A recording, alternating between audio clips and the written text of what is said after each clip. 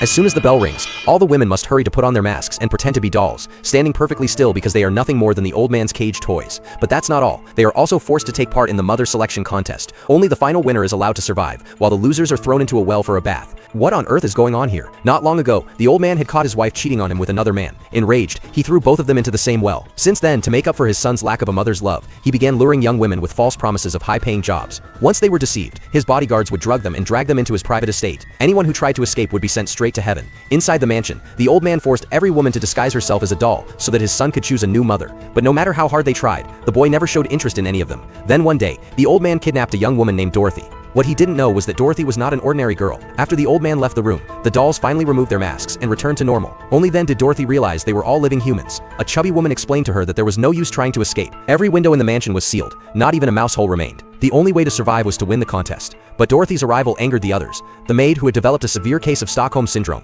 was especially hostile. She no longer feared the old man and was determined to win the contest to become the mistress of the mansion. The young and beautiful Dorothy became her only real rival. Soon the bell rang again. The second round of the mother selection had begun. This time the challenge was to arrange a dinner table. A perfect mother must know all the proper dining manners. After the old man explained the rules, the contest started. Begin.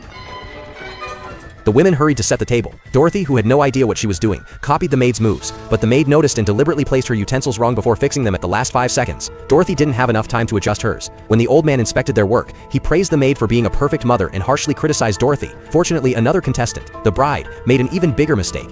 Too many infractions to count! Let's not prolong this. And as punishment, she was thrown into the well and eliminated. Before they could even rest, another competition was announced the next day. The task this time was to iron clothes using perfume. Tick-tock. As the timer started, the women rushed to work, but Dorothy accidentally burned her dress. Furious, the old man pressed the hot iron against her hand as punishment. Still, another doll performed even worse. Oof. Sounds like a whorehouse.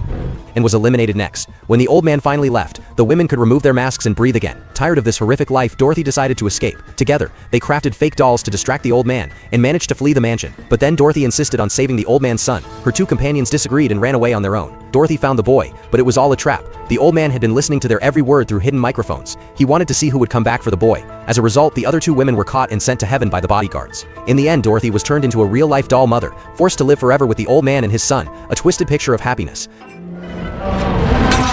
But at that moment, two witches suddenly broke in. They used their mysterious powers to freeze the old man and his bodyguards in place, and rescued Dorothy and the boy.